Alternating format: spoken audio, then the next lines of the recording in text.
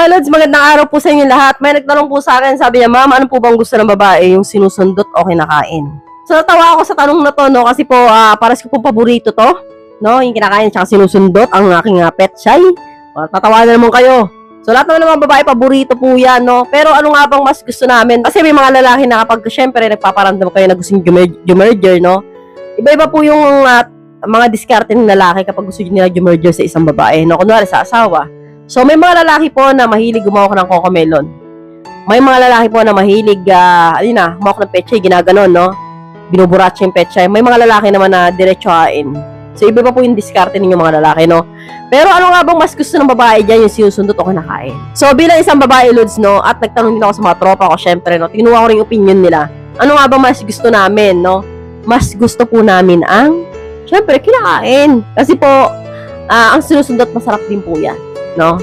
Kakaiba yung sarap, talagang nakakalibog din naman po talaga yan, no? Pero, iba po kasi yung sarap ng hinakain, yung pechay, no? Sa kinakain po kasi yung pechay, Lods, kahit hindi po ninyo sundutin, no? Ang babae po dyan, liad po yan. Kasi po, doon pa lang sa bunganga ninyo, no?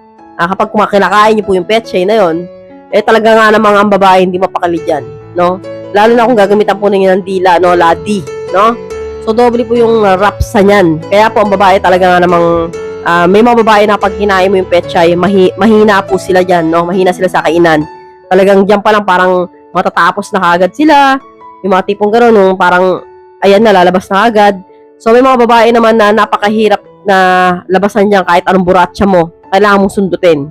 So, kailangan mong sundutin na kinakain, sabay po. Pero, may mga babae talaga na kahit kain lang, okay na. So, iba-iba po yung babae, no?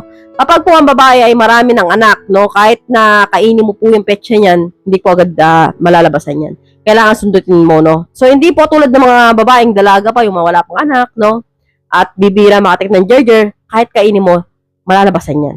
So, ganun po yun, no. Kapag maraming experience, kailangan talaga ng matinding effort para labasan. Pero pag konti pa lang experience, yun, kahit na simpleng kainan lang, no, okay na yan, no, matatapos yan. So, hanggang dito na lang po tayo mga Lods. I hope you learned something in this video. More videos to come. So, stay connected and see you again to my next video. God bless. Bye-bye!